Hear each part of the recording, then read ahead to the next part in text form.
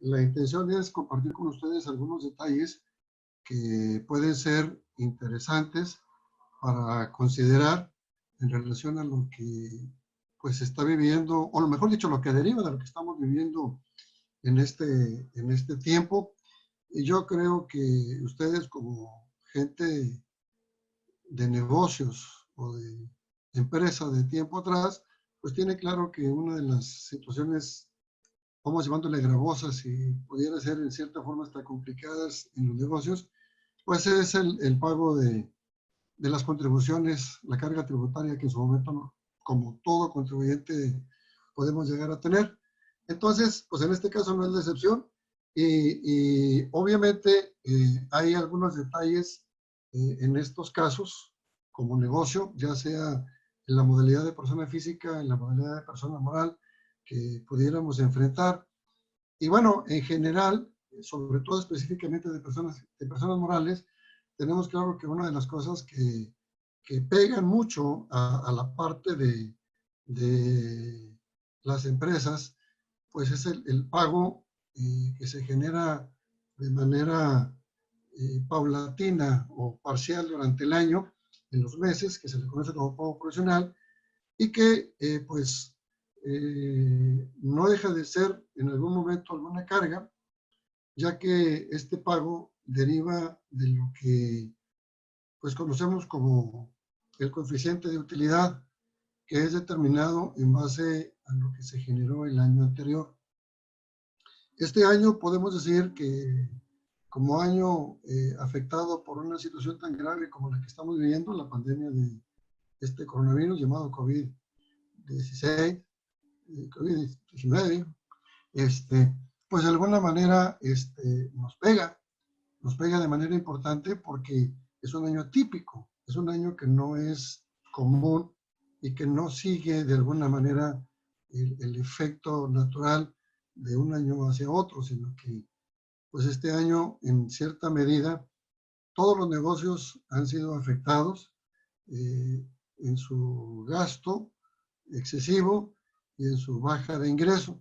Entonces, obviamente, en función de lo que se tenía como expectativa de un ingreso a percibir durante este año, pues el ingreso anterior queda totalmente desproporcionado. El año pasado, 2019, fue un año típico, normal, vamos llamándole así, donde, pues de alguna forma, todos teníamos la expectativa de un buen desarrollo, aunque ya algunos indicadores macroeconómicos estaban siendo afectados por las condiciones de las políticas que se estaban manejando y ya viéndose reflejado en cada uno de los tipos de negocio el efecto de esas decisiones, pues de alguna manera iban medianamente razonables, por llamarlo de algún modo. Derivado de esto, pues prácticamente se distorsiona absolutamente toda la realidad, se anticipa o se adelanta, has dicho, se adelanta con mucha oportunidad la debacle, y bueno, pues estamos en una condición muy importante. En este caso,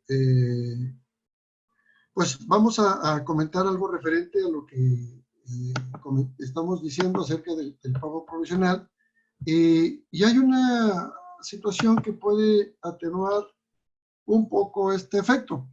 El artículo 14 del impuesto a la renta, de la ley de impuesto a la renta, nos señala que en algún momento dado el contribuyente puede o tiene obligación de terminar el pago provisional. Y en sus últimos párrafos de este artículo 14 habla de la posibilidad de que el contribuyente pudiera en un momento dado, previendo de que el coeficiente está pues un poco desproporcionado, dice específicamente inciso A de los últimos párrafos, dice que los contribuyentes que estimen que el coeficiente de utilidad que deben aplicar para determinar el pago provisional es superior al coeficiente de utilidad del ejercicio al que corresponde dichos pagos, es decir, pues obviamente tratando de que todos tengamos claro esto, este año, insisto, y hemos comentado, es un caso atípico, es un caso no normal, de tal modo que los ingresos de este año y el coeficiente de este año pues va a estar muy por debajo, mejor dicho, perdón, de lo que el año pasado sucedió. Nada más para que tengamos una amplitud, por aquellos de que no conozcan esto, el pago provisional se determina dividiendo el valor de la utilidad del ejercicio entre los ingresos que fueron motivo de la obtención de esa utilidad. Entonces, básicamente el coeficiente de utilidad representa una proporción de lo que es la utilidad a los ingresos obtenidos durante ese ejercicio. El asunto es que ese coeficiente se utiliza para que el año siguiente sea la base de una determinación de una utilidad fiscal no real, porque no es en base a los ingresos del año, sino del año anterior, y sobre ese coeficiente que no es determinado en el año que se está pagando, sobre ese se pagan los impuestos, los pagos provisionales correspondientes al año siguiente durante los meses de enero a diciembre. Decíamos hace un momento que este año es un año atípico. El año anterior pudiéramos decir que es un año normal, típico de cualquier negocio. Entonces, si el año pasado ustedes tuvieron, por decir, algún ingreso de 1,000 pesos, aún con todas las vicisitudes que pudo haber provocado el año, pues la realidad es que este año, muy seguramente esos ingresos de 1,000 pesos van a ser inalcanzables. De hecho, yo creo que ustedes lo están viviendo. Realmente enero, marzo, abril, fueron los años los meses de mayor repercusión de esto, sin dejar de contar mayo, que ya se alargó. Entonces, pues obviamente esos ingresos están siendo muy bajos y por desgracia se prevé que en los siguientes meses va en algunos casos a extenderse la situación de la inactividad, o al menos en una parcialidad muy amplia de inactividad, y en algunos otros áreas de negocios se va a extender un poco más. Entonces, pues este año va a generar mucha complicación. Aquellas empresas que estuvieron importando o que estaban importando y exportando de países asiáticos, inclusive europeos, pues no solamente tuvieron la afectación desde marzo, sino desde febrero, y tal vez un poquito yéndonos más allá, finales de enero empezaron a sentir la repercusión de este tipo de situación, porque de alguna forma, pues partiendo de allá, de ese sector asiático en el mundo, esta situación, pues obviamente empezaron a limitarse mucho las operaciones hacia aquellos lugares, y, insisto, algunas empresas que tenían comercio o relaciones con empresas de por allá, pues tal vez desde finales de enero, febrero, ya empezaron a sentir la repercusión de lo que implicaba toda esta situación.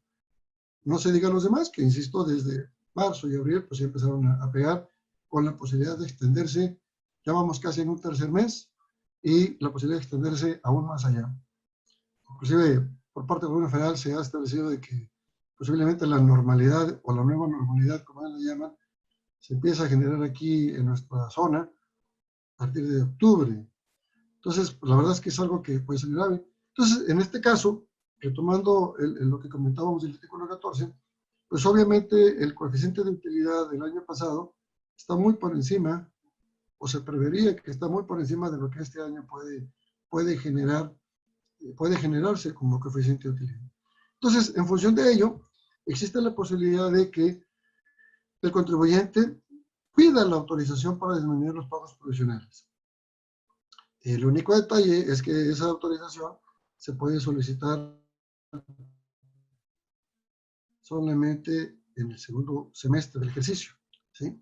Entonces, pues obviamente tendríamos que esperarnos a junio, y a partir de julio hacer el proceso para solicitar la baja de ese coeficiente, la disminución del coeficiente, para efectos del pago de los siguientes pagos provisionales de julio a diciembre.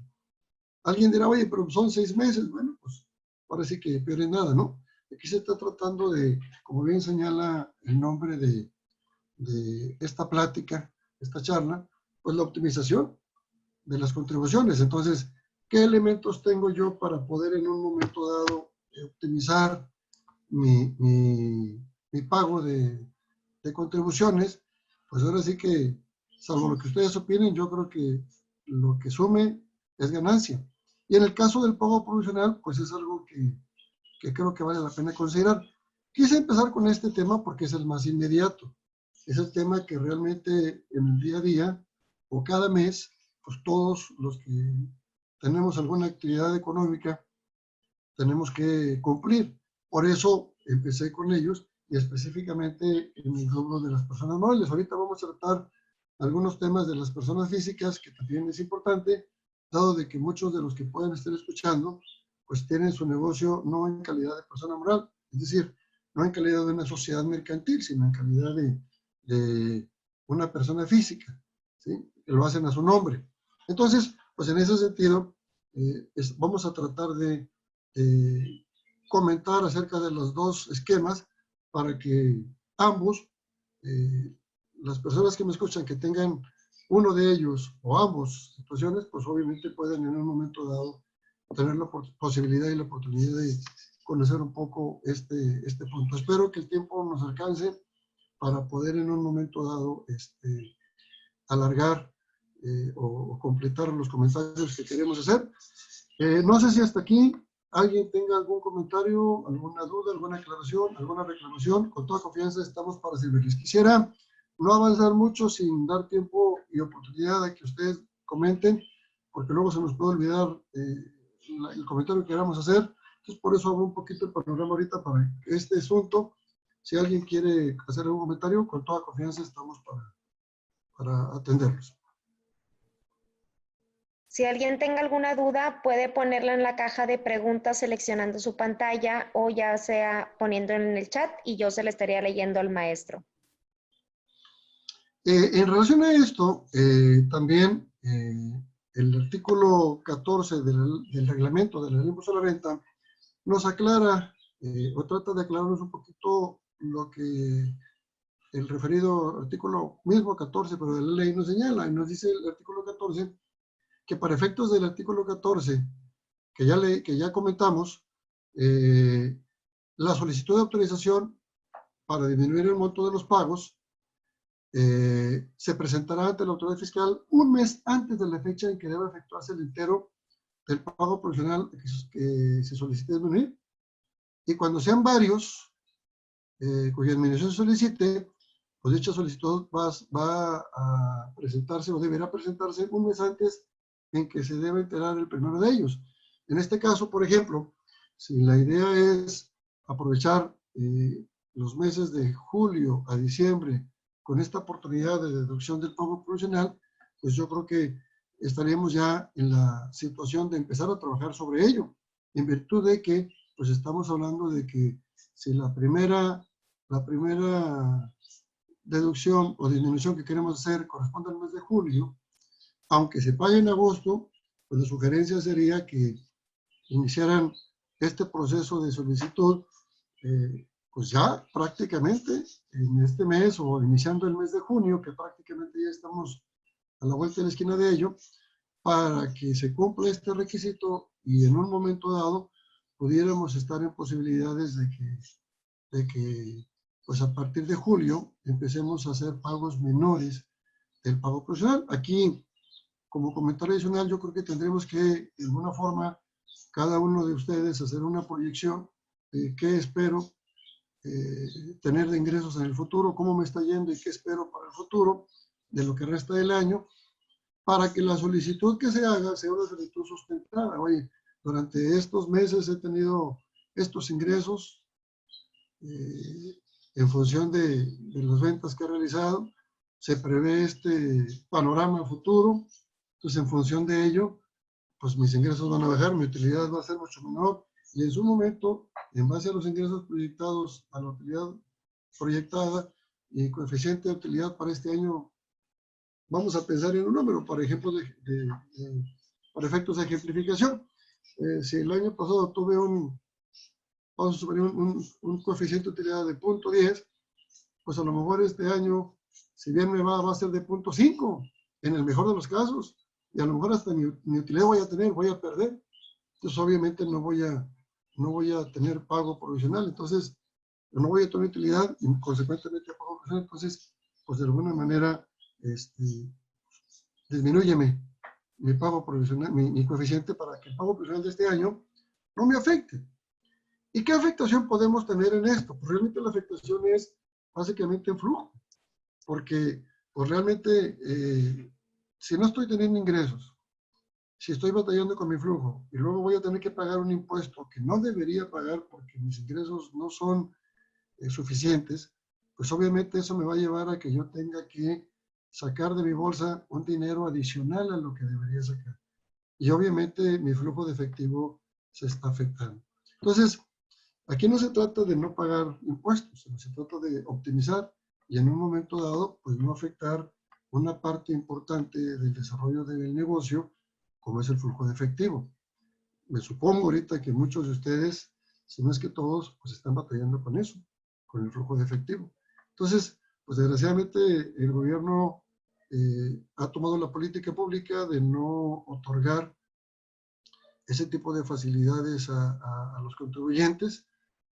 Sus razones tendrá, justificadas o no, no me quiero meter en ese lío para no generar polémica, pero la realidad es que, bueno, pues en función de esa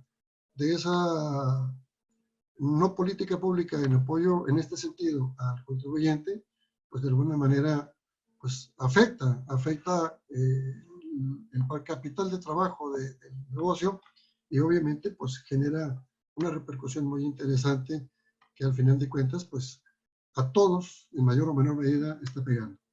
Si bien es cierto, pues ha dado ciertos visos de apoyo que bueno, en algunos casos alguien lo considera muy escaso, otros lo consideran bueno, otros de nada va a servir, cada quien ya en su momento lo aplicará y lo considerará como lo crea conveniente, pero lo cierto es, bueno, tenemos un problema de pago profesional y creo que esta puede ser una salida oportuna, al menos para el segundo semestre del año. Insisto, si por ahí, Mirna, algún comentario, alguna pregunta que tú creas que valga la pena, o que ya las personas hayan señalado, con gusto estoy. Así es, Gil. Te comento que por parte de Enrique Robles tenemos una pregunta. Dice, para el caso de empresas beneficiadas con esta pandemia, ¿es obligatorio aumentar el coeficiente del pago provisional? Si fuera así, ¿a partir de qué mes? No, bueno, no me queda claro a qué se refiere con apoyo, pero en términos reales y de acuerdo a la ley, el coeficiente, los elementos del cálculo del coeficiente son la utilidad del ejercicio anterior y los ingresos del ejercicio anterior. No cuenta para nada el ejercicio que está corriendo. Entonces, en este caso, por ejemplo, si alguien durante este año recibió algún apoyo, vamos a pensar en el apoyo que se genera a través del IMSS. Recibe el apoyo de 25,000 pesos de apoyo. Y ahorita quiero comentar un caso específico de ese tipo de apoyos, pero no tratando de no perderme de este punto del coeficiente, pues esa entrada, esa entrada de recursos que pudo haber habido por parte de apoyo al gobierno, ese corresponde a este año, no corresponde al año anterior. En la determinación de los ingresos, de lo que comentaba hace un momentito, que tal vez proyectemos los ingresos de este año para efectos de justificar, respaldar la solicitud de disminución del coeficiente con datos más reales en función de la situación que estamos viviendo, pues obviamente esos 25,000 pesos, al no ser considerados ingreso fiscal, no se tomarían en cuenta porque no es un ingreso que se cuenta para efectos de pago de impuestos. ¿Sí? Entonces, pues eso no los tomaría en cuenta, si en ese sentido va la pregunta. Solamente tendría en cuenta los ingresos correspondientes de la facturación en un momento dado y pues de algunos otros ingresos que ahorita vamos a comentar rápido para que ustedes lo tengan claro, en un momento dado debemos de tomar en cuenta, pero eso no se tomaría en cuenta. Insisto, sería para efectos de fortalecer la solicitud de la disminución del pago provisional.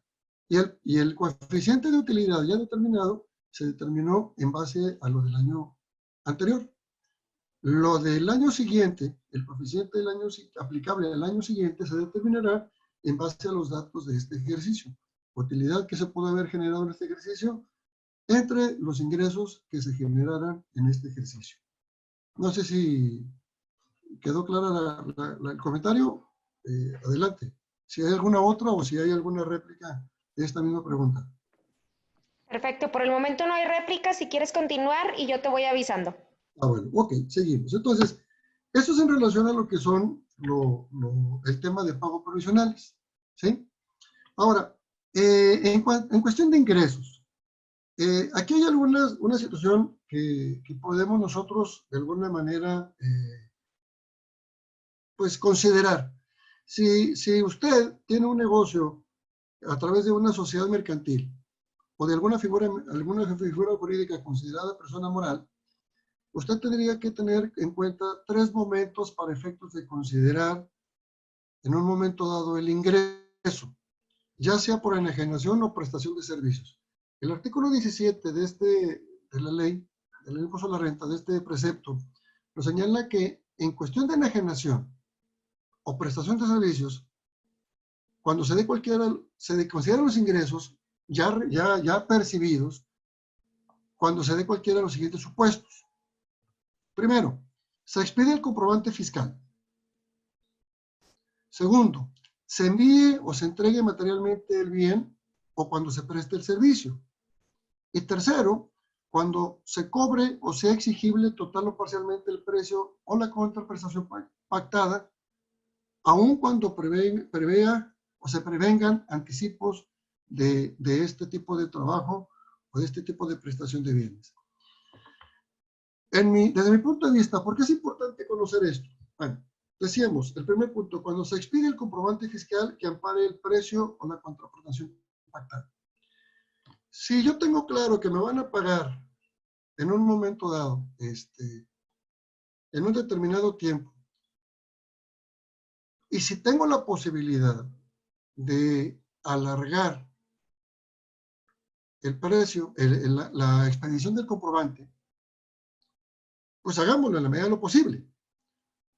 Sé que esto a lo mejor es algo un tanto difícil hacerlo con los proveedores que tengamos, con los clientes que tengamos, perdón, porque pues el cliente, si no le damos la factura, no hay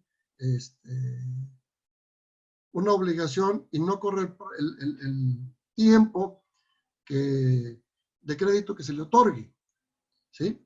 Entonces, en un momento dado, bueno, pues, lo que estoy haciendo o tratando de hacer es dar un poquito de romper el esquema tradicional en función de lo que esto se señala en la ley para tratar de optimizar. ¿Por qué? Porque en un momento dado, para efectos fiscales, si yo tengo un comprobante que expedir, sobre todo en los finales de año, y lo facturo en noviembre, diciembre, me lo pagan en enero y febrero, pues el hecho de haber expedido el comprobante fiscal ya me va a generar en un momento dado la obligación de que ese ingreso yo lo considere como un ingreso percibido en el año facturado, aunque se haya recibido en el año siguiente. Y me va a generar una carga fiscal del 30%, hablando en términos muy directos, sin meterlos en consideraciones, sobre ese ingreso que realmente no recibí. No sé si me estoy explicando. Entonces, si hay manera, sobre todo en los finales de este año, de en un momento dado, alargar la expedición del comprobante, negociar con el cliente, el hecho de que te doy el comprobante cuando sea oportuno y me pagas en el tiempo pactado o cuando ya esté, pues bueno, puede ser una opción. Aquí se trata de dar opciones, ¿sí? Si no expedí el comprobante y no tengo la estricta necesidad de entregar el bien, porque son dos casos diferentes, una es expedir, la otra es se envía o se entrega materialmente el bien o se presta el servicio. Entonces, si en un momento dado tengo la posibilidad de pues, esperarme a ofrecer el servicio, a entregar el bien cuando sea una enajenación, bueno, esa es otra alternativa.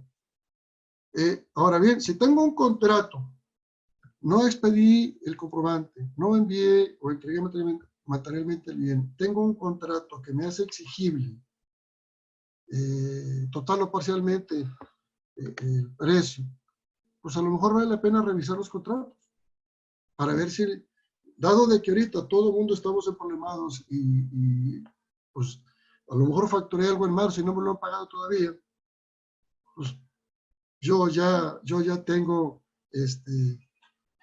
una situación de un ingreso que tengo que considerar para efecto inclusive de pago provisional y que no he cobrado. Entonces, en estos casos nos pega tanto en el año como en el fin de año. Lo podemos a fin de año llevarlo a otro ejercicio, o si en este ejercicio mis ingresos en estos meses son muchos porque facturé mucho, pero no he cobrado, pues ya me está pegando.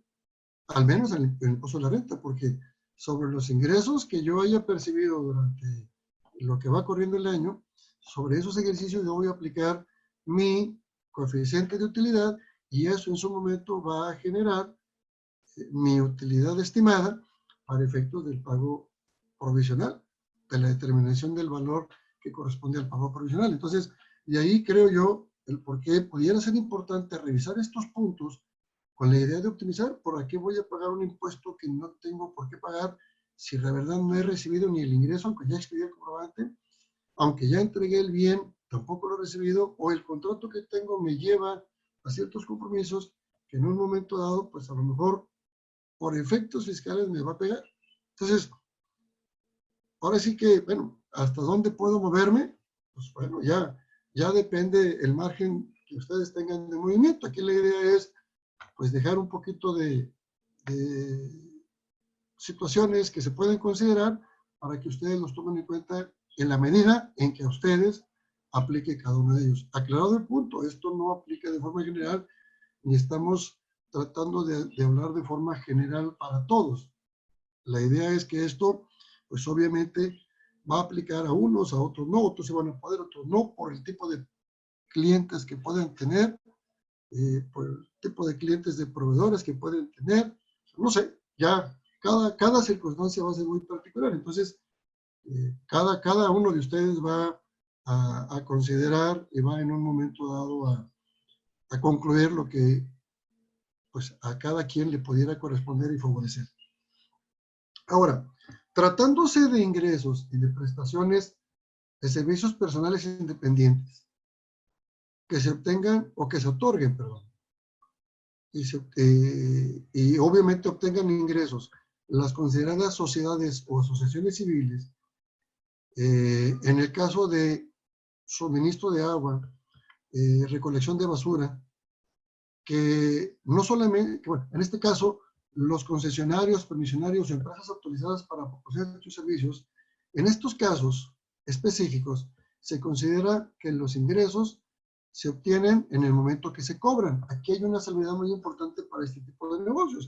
Si alguien de ustedes tiene una sociedad civil, una asociación civil, sobre todo una sociedad civil que otorgue capacitaciones, situaciones de esas, que dé prestación de servicio que se consideran, aunque sea a través de una sociedad,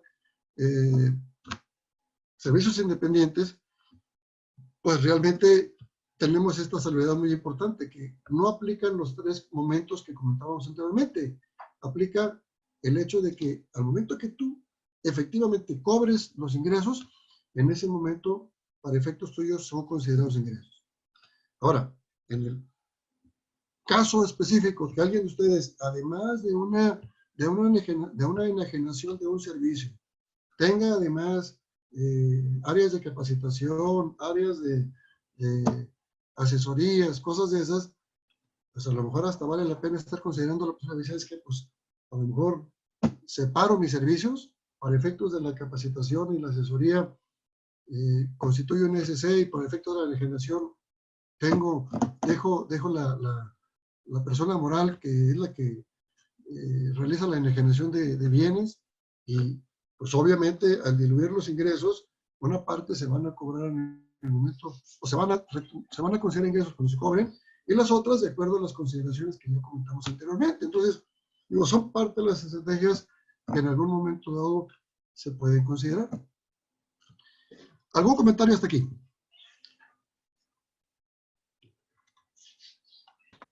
Tenemos una pregunta. Sí, adelante. Dice, ¿la solicitud, la disminución de los pagos provisionales crea algún compromiso para la empresa? Por ejemplo, que al siguiente año se deba pagar lo que se haya disminuido en este año, es decir, si aplica como un diferimiento. No aplica como un diferimiento porque de alguna forma se supone que la solicitud se está generando como consecuencia de una realidad. O sea, realmente mis ingresos hoy son menores que los del año pasado y en esa medida, pues lo que yo estoy pagando en base al año pasado me está generando una carga muy pesada que no puedo solventar o que me cuesta soportar. Por un lado, ahora, hay una situación que se puede dar. Vamos a suponer que alguien de ustedes durante este año dijo, ¿sabes qué? Pues me está yendo muy mal, me está yendo de la patada, necesito bajar mis pagos provisionales. Se hace la solicitud. Esto llegará a mejorarse. Septiembre, octubre se mejora, todo vuelve a la normalidad y lo que sus clientes dejaron de comprarles durante estos meses de situación difícil, en los meses de, vamos a pensar, octubre a diciembre, el negocio de ustedes se recupera y se recupera con creces. De modo que en esos 3 meses facturan lo que habían facturado durante medio año. Y a final de cuentas, al final, sus ingresos vuelven a ser normales que los que habían sido durante el año pasado o hasta más. Y en un momento dado, cuando presentaron la solicitud, ustedes dijeron, ¿sabes qué? Mi ingreso va a ser menor, entonces mi utilidad, mi coeficiente de utilidad para este año va a ser menor, en base a mi situación actual. Pero te das cuenta que en diciembre, ya que terminaste tu ejercicio y que recuperaste esos ingresos, tu coeficiente fue igual o más alto que el del año pasado. En ese caso específicamente, en donde realmente tu coeficiente no fue el que tú esperabas, en ese caso específico, sí tendrías que presentar una complementaria porque tu coeficiente del año anterior que estuviste aplicando no quedó por debajo del coeficiente del año actual. ¿Sí me explico? Y ahí tendrías que presentar una complementaria pagando el complemento de lo que pagaste contra lo que debiste pagar de acuerdo a tu coeficiente anterior. Aclarado, no es una prorrogación del pago, no. No te están dando la oportunidad de pagar menos porque te lo concedieron. De hecho, no es el caso, el gobierno ha dicho que no. Sino te están dando una disminución de tu coeficiente en base a tu realidad. Y en base a eso, tú estás justificándolo. Si cambiara tu circunstancia y te fuera mejor, insisto, tu coeficiente de utilidad de este año fuera igual o mejor que el del año pasado, pues obviamente tú solicitaste la devolución y pagaste, vamos a pensar, de julio a diciembre con un coeficiente menor. De ese autorizado al que estuviste pagando de enero a junio, tienes que presentar la complementaria y pagar el diferencial, nada más, para estar al corriente. ¿Sí? Salvo en caso de que te haya ido muy bien. Pero si durante todo el año te fue mal y cerraste tu año mal y tus ingresos fueron muy bajos en función del año anterior o inclusive tuviste pérdida, pues ahí no tendrías que presentar ningún pago complementario porque estás en lo correcto. Tus proyecciones se convirtieron en realidad. Lo que tú proyectaste al presentar la solicitud se dio como realidad al final del ejercicio. Espero haber aclarado el punto. ¿Algún otro comentario, mis estimados oyentes?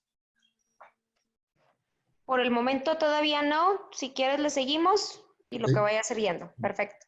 Como sugerencia, vayan ustedes poniendo las preguntas de los temas que estamos viendo en el chat, haciéndoles llegar a Mirna, para como lo han captado, estoy tratando de hacer paraditas con ciertos puntos para dar esa oportunidad a las preguntas y que pues ya estén listas para que se puedan comentar y de alguna manera poder mantener esta interacción.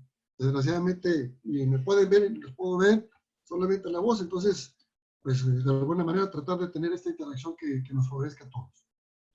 Quiero entrar un poquito a la parte de las personas físicas en este punto de los ingresos, para continuar con los ingresos, pero ahora personas físicas, partiendo de que muchos de ustedes hacen su negocio, o algunos de ustedes hacen su negocio en esa calidad de personas físicas. Y obviamente, así como para personas morales, para personas físicas la ley tiene un apartado específico. Y en el artículo 90 de esta ley, entre muchas otras situaciones que señala la ley y que me parece relevante hacer notar en este punto, señala el artículo 90 que las personas físicas están obligadas a informar. Fíjense bien, y aquí quiero señalar esto, están obligadas a informar en la declaración del ejercicio sobre los préstamos, donativos, premios obtenidos en el mismo, siempre que estos, el individual o en conjunto, excedan de 600,000 pesos. ¿Por qué toma relevancia esto? Vamos a pensar que alguien bajo esta circunstancia obtuvo un préstamo. Fue con el compadre, fue con el hermano, con el papá, para no ir al banco y complicarse un poquito más la existencia. Y pues esa persona a lo mejor tiene solvencia, tiene liquidez y les hace llegar pues una cantidad como préstamo, ¿sí? Y a lo mejor hasta sin pago de intereses, ¿sí? Por ser cuate. O vamos a pensar que a alguien le va muy bien y se saca la rifa del avión, ahorita que todavía no está rifado, pero en una de esas, ¿sí? Lo logran rifar. Entonces, nada más que excedió a 600,000 pesos el préstamo o el premio. Donativos se me hace muy difícil que haya, pero bueno, en caso de que hubiera 600,000 pesos. Arriba de 600,000 pesos. Fíjense bien, decía yo hace un momentito, hago énfasis en el término está obligado a informar. No va a pagar impuestos sobre eso, solamente lo va a informar. En la declaración de ejercicio va a presentar el dato de, oye, durante el año recibí un préstamo y obtuve un premio, que entre ambos el préstamo fue por 300, el premio fue por 400, superaron los 600. Es más, fueron 601,000 pesos, o sea, superaron los 600, entonces tengo que informar. ¿Cuál es el problema si no se informa? Si yo tuve la necesidad de ir a pedir un préstamo a alguien, o saqué un premio y no lo informo, pues que el no informarlo implica que en algún momento dado sea un ingreso acumulable y tenga que pagar impuestos sobre eso, solamente por no informar. Entonces, pues si solamente me piden eso, pues lo informo. Aquí nada más cuidado, porque a lo mejor si la persona que no hizo el préstamo no tiene actividad económica y no justifica sus ingresos, pues a lo mejor lo vamos a empaletar a él o a ella, ¿sí? Entonces, ahí es donde tenemos que medir el agua de los camotes, pero lo que quiero hacer énfasis es en la obligación de informar, no tanto de pagar. El hecho de que yo establezca en la declaración algún dato, eso no significa que lo voy a considerar dentro de mis ingresos acumulables para efecto de la determinación del pago del impuesto, solamente en el apartado de información. Entonces, aguas aquí, digo, es un arma de dos filos, definitivamente. Y no la brincas en guarache. Es un arma de dos filos. Y espero que no haya aquí nadie del SAT que me esté viendo, pero es una realidad. Pues de alguna manera, yo no lo informo, pero si alguien te prestó 400,000 y no está dado de alta en el RFC, pues obviamente ahí va a ser una manera de poder explicar ahí quién es o por qué tiene tanto dinero si no está dado de alta en el RFC. Entonces, insisto, puede ser uno de dos filos, pero en el caso de ustedes, pues, es simplemente el hecho de establecer la obligación de informar. Es lo que quiero darle énfasis a esto. Ahora, algo muy importante y que va relacionado con una pregunta que hicieron hace un momento, dice, tampoco se considerarán ingresos para efectos de este título, en el caso de las personas físicas, los ingresos por apoyos económicos o monetarios que reciban los contribuyentes a través de los programas previstos en los presupuestos de egresos de la Federación o entidades federativas. Entonces, vamos a suponer que alguien recibió un apoyo, como lo comentaban hace un momento, la posibilidad por parte del gobierno en esta situación. Bueno, yo voy a tener que ubicar e identificar muy claramente el hecho de, en un momento dado, en mi cuenta bancaria, ese depósito que se hizo tenerlo plenamente identificado que ese depósito de dónde viene y que no se olvide, porque pues, a lo mejor en estos posibles meses no se me va a olvidar, pero si pasan algún tiempo más, mucho más meses o tal vez años, se me puede olvidar de que se recibió ese ingreso. Entonces, hagan las anotaciones correspondientes. ¿Por qué razón? Porque a final de cuentas, todo lo que cae en la cuenta, y ahorita lo vamos a comentar más adelante, para efectos prácticos, pues es un ingreso. Entonces, si yo no tengo claro ese nivel de ingresos, pues voy a tener, o puedo llegar a tener un problema serio si no está plenamente identificado, cuando en su momento, si así fuera, si eso sucediera, la autoridad me pida una aclaración de esos depósitos. Igual el préstamo, oye, me depositaron un préstamo en mi cuenta bancaria o recibí un premio en mi cuenta bancaria. Hay empresas, no sé si sea alguna de ustedes, pero hay empresas que, por ejemplo, de repente, a nombre de la empresa se compra un boleto del TEC, un boleto de la siembra cultural, un boleto de alguna rifa determinada, y hay un premio. Entonces, puede ser que ese premio se deposite, puede ser que ese premio en un momento dado se reciba en especie, en bienes. Entonces, tengamos cuidado en el control, porque eso obviamente, al final de cuentas, el premio, por un lado, se pagó con dinero de la empresa el boleto y el bien de repente no se considera como parte de la empresa. Entonces, tendríamos que estarle dando entrada a ese premio, si fuera un premio en especie, un premio en bienes, tendríamos que estarle dando entrada a la empresa, porque para efectos prácticos es de la empresa, es de la actividad económica que realizamos. Entonces, tengamos cuidado con ello, ¿ok? Obviamente, consecuente a lo que comentábamos de que no se consideran ingreso los apoyos económicos que se reciben, pues los gastos que se generen por esos dineros tampoco serán deducibles. Entonces ahí tengamos cuidado, no queramos pasarnos de listos porque nos pueden pescar los dedos contra la puerta. Oye, yo recibí el apoyo de 25,000 pesos que me da el IMSS, el gobierno federal a través del IMSS, y ese dinero yo lo utilicé para lo que la empresa necesito. Bueno, pues esos gastos que yo estoy realizando con ese dinero no son deducibles para efectos de la empresa porque no se reconoce inicialmente el gasto.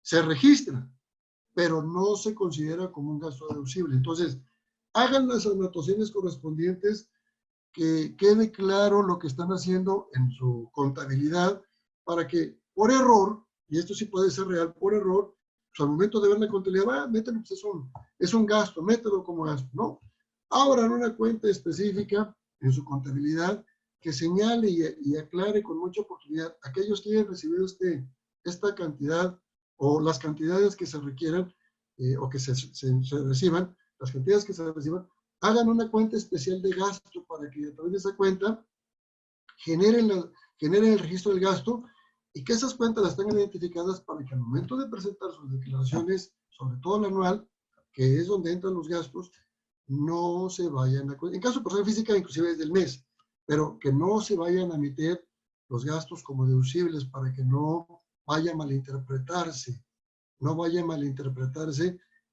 un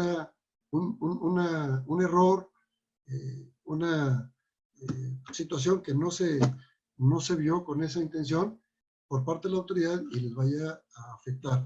Entonces, aguas con eso. Parte de la optimización de las contribuciones, pues es el hecho de que en un momento dado tampoco pague un recargo, una multa que no tenga que pagar. Entonces, aquí también se trata del mejor y más oportuno cumplimiento de las obligaciones para efectos de que en un momento dado no nos vaya a pegar. ¿Ok? Bueno, también hay algo importante. El artículo 102 de la ley, impuesto a la renta, señala para efectos de las personas físicas que los ingresos se consideran acumulables en el momento en que efectivamente se perciban. Entonces es una gran ventaja. Si yo tengo una actividad económica como persona física, esta es una ventaja que pudiera en un momento dado tener. Oye, yo emití la factura, entregué el bien, es exigible, pero todavía no lo recibo. Entonces, mientras no lo reciba, aunque haya esas tres condiciones, no lo considero ingreso hasta que efectivamente lo perciba. Y el elemento de percepción de ese de ese ingreso, pues es el depósito en la cuenta bancaria. Ahora, cuidado con eso. Ahí le dicen, no, pues me lo pagan el cheque, yo voy el cheque y lo cobro. Entonces, a final de cuentas, la empresa tiene un cheque emitido a favor de alguien, y ese alguien, si no lo depositó, lo cobró. Entonces, para efectos prácticos, se considera como ya percibido. No vayamos a considerar que porque yo cobré el cheque en efectivo, pues ya es un ingreso que no lo voy a considerar como parte de mi paquete de obligaciones para determinar el pago de impuestos, porque pues no entro en la cuenta bancaria. Cuidado con eso. Esas son cuestiones que en un momento dado nos pueden afectar mucho. Entonces, ahí no podemos evitar ese tipo de acumulación, porque es un hecho. Ahora, por otro lado, y vamos a comentarlo ahorita en las personas morales, cuando un cheque se emite arriba de 2,000 pesos, ese cheque tiene que ser nominativo, es decir, tiene que estar a nombre de la persona a quien se dirija. Tiene que tener el RFC de la persona moral que lo emite y como complemento tercero, tener la leyenda que diga para abono en cuenta del beneficiario. Entonces, las personas morales que me estén escuchando, tengamos cuidado con eso. Yo no puedo darle al contratista que está haciéndome un servicio en la empresa o un trabajo en la empresa, darle el cheque a nombre de Juan Pérez, así tal cual. Tengo que cuidar aspectos. El cheque tiene que estar con el RFC impreso y tiene que llevar la leyenda para abono en cuenta del beneficiario. Si en un momento dado no cumple con esos requisitos, ser nominativo, tener el RFC y tener esa leyenda, no es deducible. Entonces corremos un riesgo muy grande como personas morales al emitir cheques sin esas características. Cheques mayores de 2,000 pesos tienen que tener esos 3 requisitos, cubrir esos 3 requisitos. Cuidado. Entonces, pónganse listos, por favor, para que no les vaya mal. Bueno, hay una cuestión muy interesante que aplica mucho a las personas físicas, ¿sí? Que es la discrepancia fiscal, ¿ok? Esta discrepancia fiscal básicamente se refiere a una situación en donde tus egresos, es decir, tus gastos, no corresponden a tus ingresos. Estás gastando mucho más de lo que estás ingresando, entonces, ¿cómo le haces? ¿Quién te está financiando el diferencial? Si no lo comprobamos, si no lo justificamos, pues entonces vamos a tener un problema muy serio. El artículo 91 de la Ley de Impuesto a la Renta nos señala esto. Dice que las personas físicas podrán ser objeto del procedimiento de discrepancia fiscal cuando se compruebe que el monto de las obligaciones en un año de calendario sea superior a los ingresos declarados por el contribuyente o bien a los que le hubiera correspondido declarar. ¿Ok? Entonces, tengamos cuidado. Tengo que ser congruente. Si yo digo que gano 100, pues mi vida tiene que ser en función de esos 100. Yo no puedo decir que gano 100 y vivir como si ganara 1,000, porque entonces hay una discrepancia, no hay congruencia, no hay concordancia y eso me va a generar un problema. Y bueno, alguien dirá, ¿y cómo se van a dar cuenta que yo gano 100? Que yo vivo como gano 1,000. Bueno, pues todo lo pagas con cheque. Tienes en un momento dado recursos en tus depósitos, en tus cuentas bancarias, depósitos bancarias, compras un vehículo del año en efectivo, compras casas en efectivo, aunque sean en efectivo, tú crees que no se da cuenta, pero tú te das cuenta, haces inversiones importantes, tienes una cuenta de inversiones en un banco o tienes varias en varios bancos, utilizas tu tarjeta de crédito, resulta que tu tarjeta de crédito tiene límites de crédito exorbitantes y en un momento dado, pues las traes hasta el tope o casi al tope, entonces, ¿cómo le haces? Tus pagos mínimos son muy altos o cada mes compras con ella y cada mes pagas el saldo de tu tarjeta de crédito, que es muy importante. Entonces, esas son evidencias de que estamos teniendo, pues, gastos mayores a los que en un momento dado pudiéramos declarar como ingresos. De hecho, este mismo artículo aclara que se considera erogación y dice, se considera erogación efectuada por cualquier persona física las que consisten en gastos adquisición de bienes, depósito de cuentas bancarias en inversiones financieras o en tarjetas de crédito.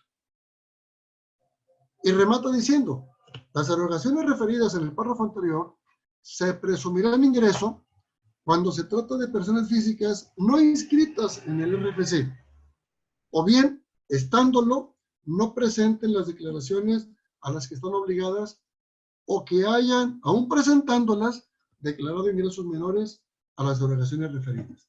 Entonces, si yo cometo el error de abrir una cuenta a mi esposa, a mi mamá, a mis hijos, que no tienen registro ante el SAT en el RFC, y de repente aparecen con depósitos en cuentas bancarias muy importantes o inversiones financieras en alguna institución financiera muy importantes y no justifican, pues eso habla de una discrepancia fiscal, ¿sí?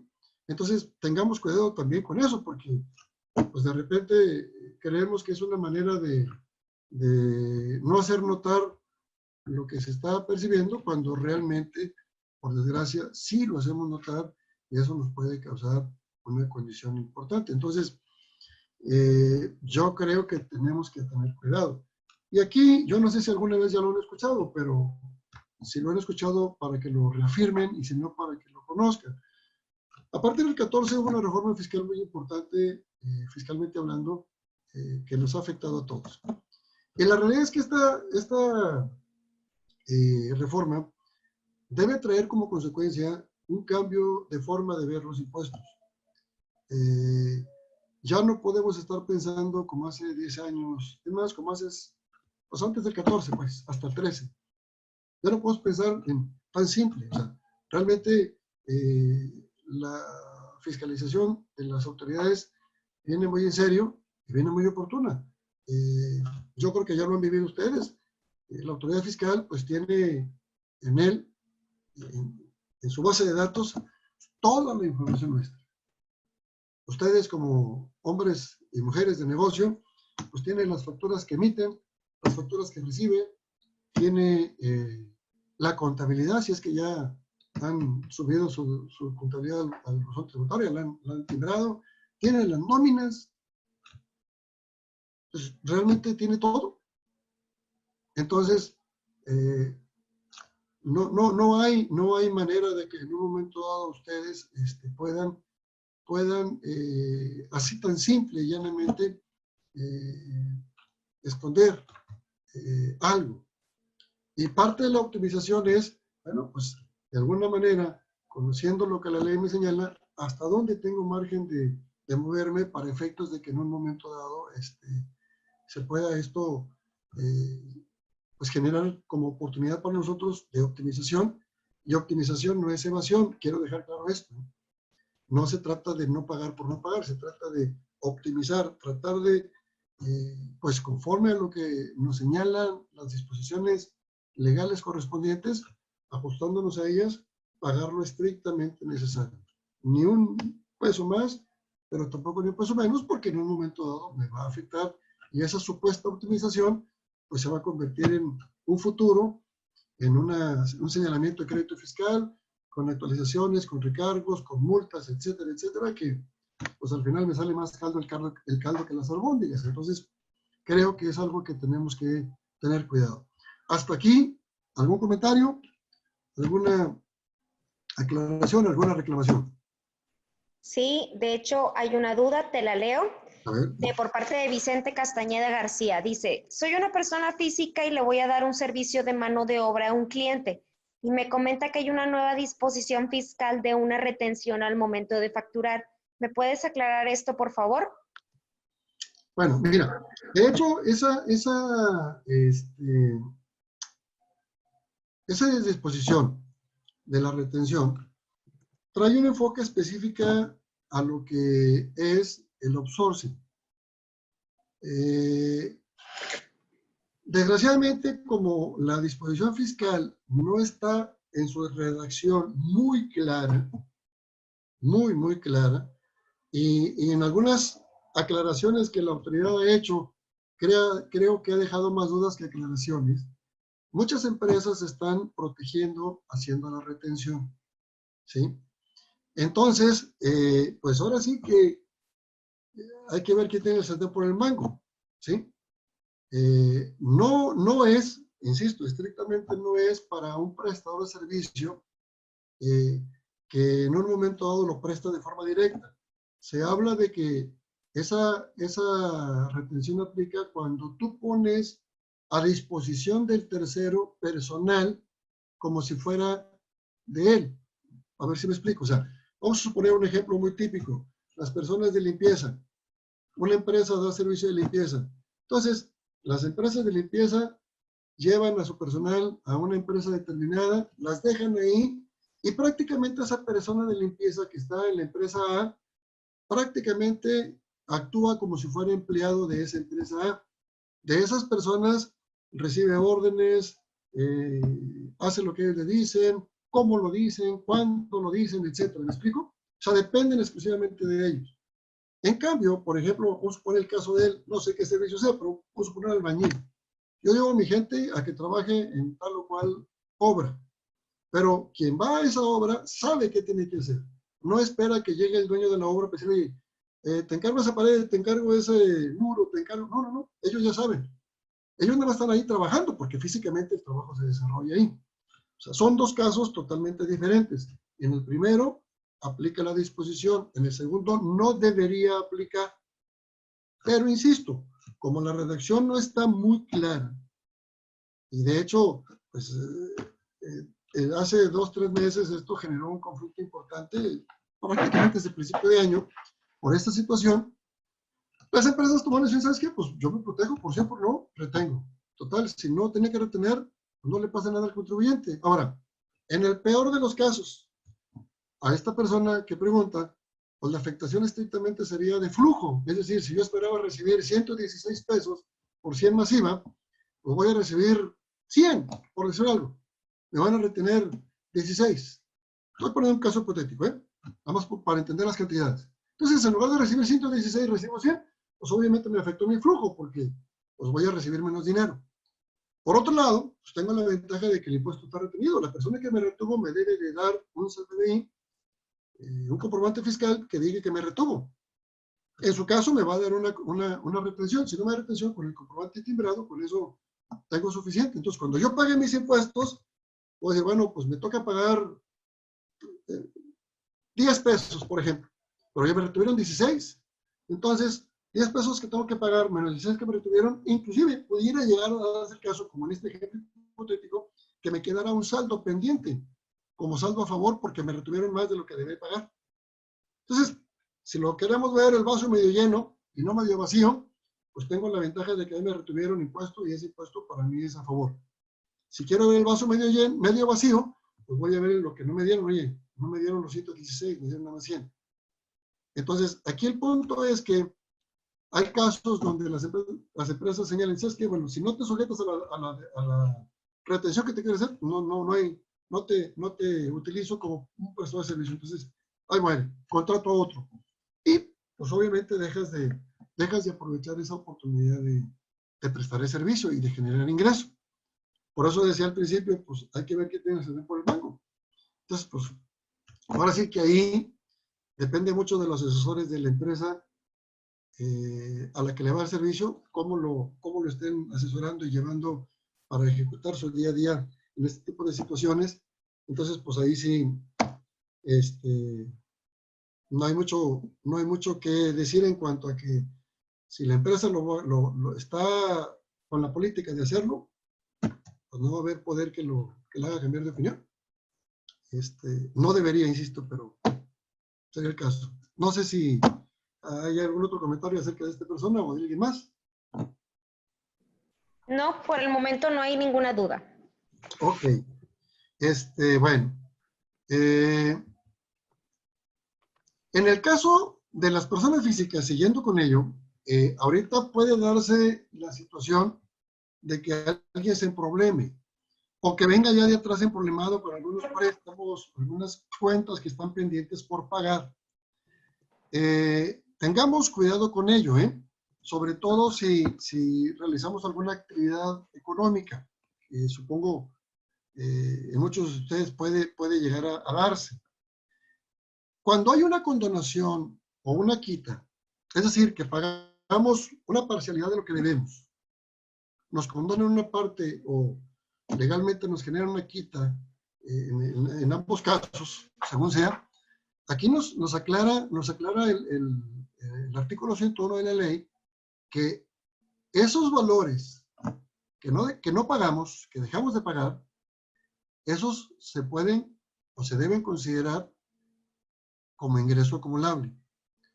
Dice la fracción 1 de este artículo, dice, tratándose de condonaciones, quitas o remisiones de deudas relacionadas con la actividad empresarial o con el servicio profesional, así como las deudas antes citadas que se dejen de pagar por prescripción de la acción del acreedor, la diferencia que resulte de restar del principal actualizado por inflación, el monto de la quita, condonación o remisión al momento de su liquidación, y siempre y cuando la liquidación total sea menor al principal actualizado y se trata de quitas, condonaciones o remisiones con el sistema, con instituciones y sistema financiero. Es decir, yo le debo a un banco, el banco me hace una propuesta de pagar menos, me hace una condonación, me hace una quita, y obviamente lo que voy a liquidar es menor a lo que debo. Ese valor, hablando de principal, es el préstamo originalmente recibido y o solicitado, se actualiza, se le resta lo que pagamos y el diferencial es un ingreso acumulado. Entonces, aguas con eso. ¿Sí? Entonces, dice, en caso de que condonaciones, quitas o revisiones otorgadas por personas distintas al sistema financiero, se acumulará el monto total en dichas condonaciones, quitas o revisiones. Ahí no hay resto. Entonces, pues tengamos cuidado con esto, porque esto nos puede generar un ingreso que no tenemos contemplado. Y obviamente nos va a llevar a provocar, o nos va a provocar, mejor dicho, un pago de impuestos mayor. Entonces, cuidado con ello. Tengamos cierto cuidado con este tipo de cuestiones. No es nada más dejar de pagar y ya me quité de problema. Ya, total, que a ver cómo le hace al que le debo. Pues no es estrictamente así. Tengamos cuidado con ello. En cuestión de las, volviendo a las personas morales, ya terminamos el punto de los ingresos. No sé si hay algún comentario o pregunta adicional acerca de esto. No, Alma puso una pregunta, pero creo que no la envió completa. Puso, para una persona moral, si cobro una factura emitida en dólares, y fue todo lo que escribió. Bueno, entonces vamos, en el caso de la factura emitida en dólares, ahí tendríamos que considerar así rápido, tratando de entender su pregunta, hasta ahí, pues obviamente el ingreso es normal, en pesos, pero ahí tendríamos que tener en cuenta la ganancia cambiaria, si la hubiera, o en su caso, la pérdida cambiaria. Acuérdense que yo, cuando hice la factura, el dólar estaba a un tipo de cambio. Cuando cobro la factura, el tipo de cambio puede ser que sea diferente. Entonces, diferente hacia arriba o diferente hacia abajo. Entonces, si en un momento dado yo cobré la factura y cuando la factura estaba a 23 el dólar y ahorita está a 25, pues yo tengo una ganancia cambiaria por esos 2 pesos de diferencia por dólar. Si fuera al revés, si estaba a 23 y ahora está en 21, pues tuve 2 pesos de pérdida por cada dólar. Y obviamente yo tengo que registrar en mi contabilidad esa pérdida o esa utilidad, porque en un momento dado para mí puede ser importante ese efecto, ya sea de un lado o de otro. Entonces, pues es una situación que me va a generar, si es una utilidad, un pago de impuesto adicional, o una ventaja, si es una deducción, hasta el final del ejercicio. Fíjense que hay algo muy interesante y tiene repercusión en el pago provisional.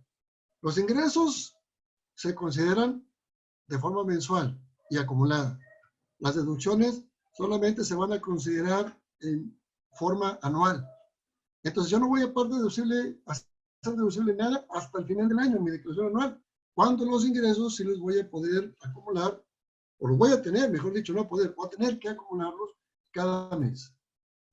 Entonces, pues sí, hay una aparente inequidad muy importante porque pues pago sobre mis ingresos y sobre una utilidad, sobre un coeficiente de utilidad que no corresponde a este ejercicio, y las deducciones no las puedo afectar a mis ingresos, y entonces pues se pega, ¿no? Por eso también la importancia de ver la posibilidad de que ese coeficiente lo podamos en un momento dado ajustar, aprovechando esa oportunidad de disminución del coeficiente en caso de que aplique, ¿sí? No sé si hasta ahí iba la pregunta de Olga o Alma, me dijiste. Sí, Ojalá Alma, Alma, contesta. ajá. Gracias. ¿Y el IVA causado cómo debo de tomarlo? ¿Al tipo de cambio de la factura o al tipo de cambio de la fecha de pago? Es que el IVA, de alguna manera, tú tienes un IVA por cobrar ya registrado. Entonces, tú recuperas el IVA de esa factura en función de lo registrado. Lo demás es ganancia o pérdida, ¿sí? Ahora, ahí es cuestión de que tengamos cuidado con la contabilización de las cosas, para que, acuérdense que el efecto del pago de impuestos o la razón del pago de impuestos es la contabilidad. Cuando la autoridad nos va a revisar nuestra contabilidad para efectos de determinar si hicimos bien o no el cálculo y consecuentemente el pago de impuestos. Entonces, tengamos cuidado ahí con nuestra contabilidad. ¿Ok? Bueno, decíamos, en caso de las deducciones, volviendo a personas morales, el artículo 25 nos señala la parte de las deducciones. Entonces, como primer punto de una deducción, nos dice que tenemos las devoluciones que se reciban o descuentos o bonificaciones que se hagan. Entonces, aquí a lo mejor suena un poquito de más el comentario, pero yo creo que sí vale la pena tener cuidado en no solamente cancelar las facturas y emitir una nueva, sino en la medida de lo posible para que quede el registro y la historia. Si yo emití una factura y en un momento dado voy a generar un descuento o una bonificación o me devuelven material, vale la pena hacer un comprobante fiscal que me señale que se hizo una devolución, se aplicó un descuento o una bonificación. Y tener el documento original, que es la factura por 100 pesos, y tener el documento del descuento por 20 pesos. A final de cuentas, este descuento por 20 pesos va a disminuir ese de 20, porque es deducción.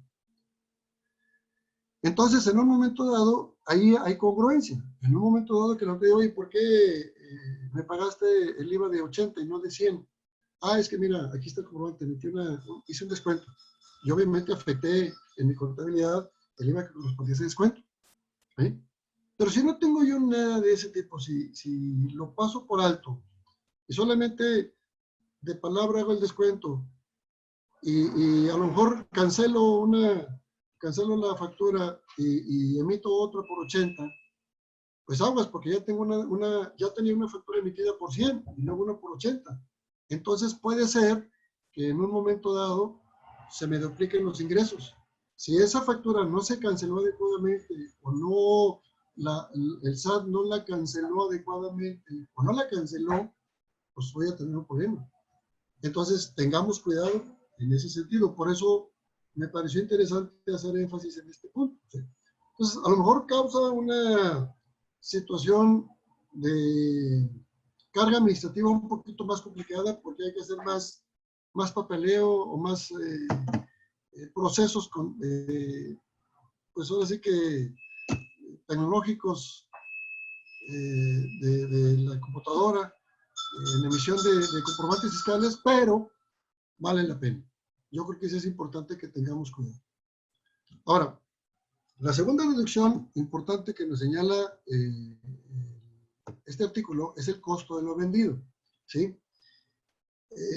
Este punto es un punto, creo que vale la pena que lo consideren, porque si son personas morales, obviamente, y aquí lo aclaro muy específicamente, muy puntualmente, si son personas morales, las personas físicas se cuestan aparte y ahorita lo comentamos.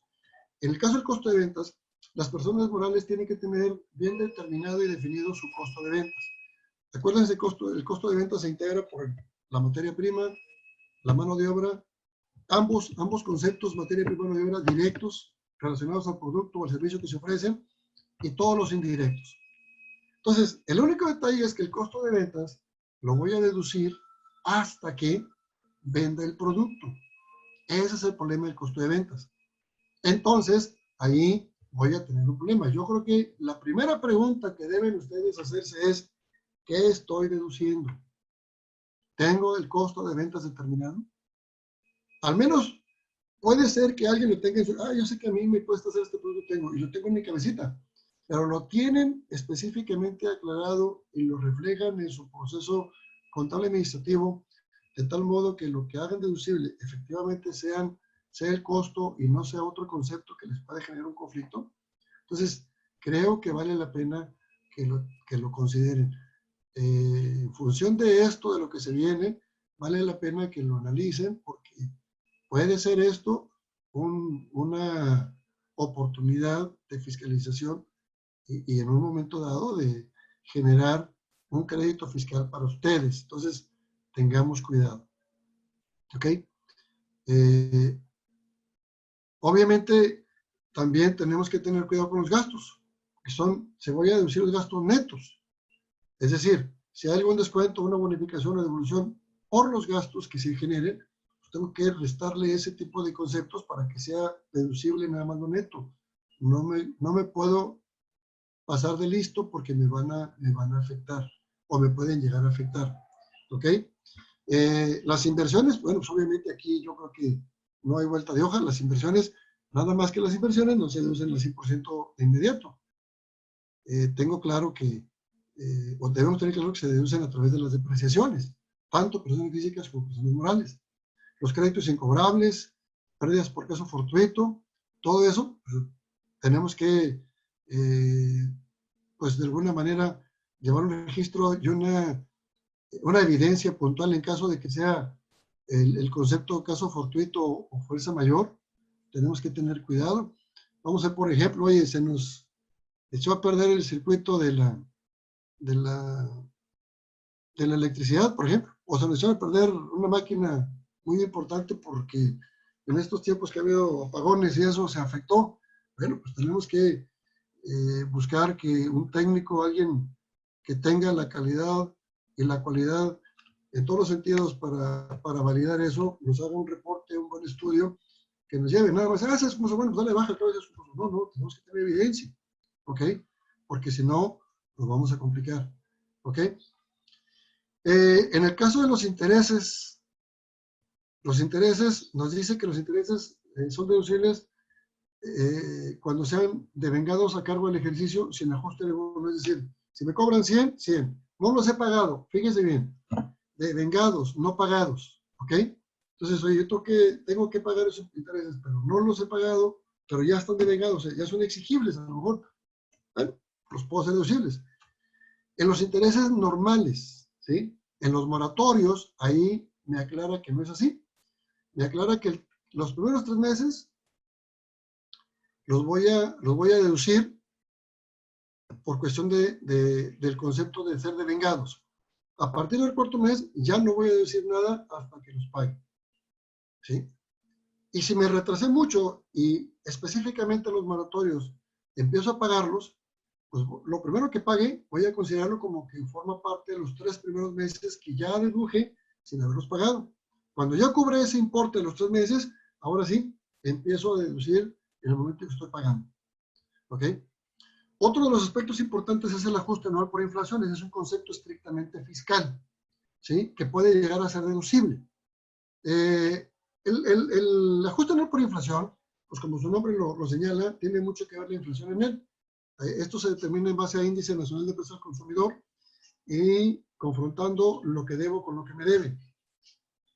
¿Sí? Aquí lo que se trata es reflejar el efecto de la inflación en lo que yo debo y en lo que me deben.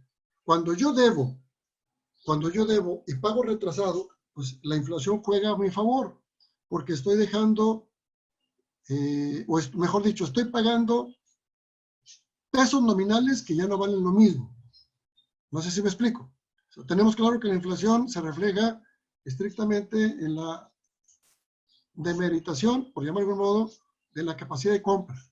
Es decir, si yo tenía un peso el año pasado, vamos a hablar del 31 de diciembre de este año, y con ese peso compraba un chicle, hoy, 25 o 26 de mayo, tal vez ese mismo chicle ya no me cueste un peso. Mi moneda perdió capacidad de compra. Entonces, ese es realmente el efecto inflacionario. Cuando yo debo y pago retrasado, pues automáticamente estoy afectando a la persona que le debo porque le estoy pagando pesos que no valen lo mismo. Al revés, cuando me deben, en un momento dado, ese pago que me hacen retrasado me está afectando porque me está pagando pesos que ya no valen lo mismo y consecuentemente no puedo comprar lo mismo que cuando le vendí. Entonces, para efectos del ajuste anual, se confrontan lo que debo con lo que me deben. Si lo que me deben es más de lo que, de lo que debo, tengo un efecto inflacionario en contra y es deducible.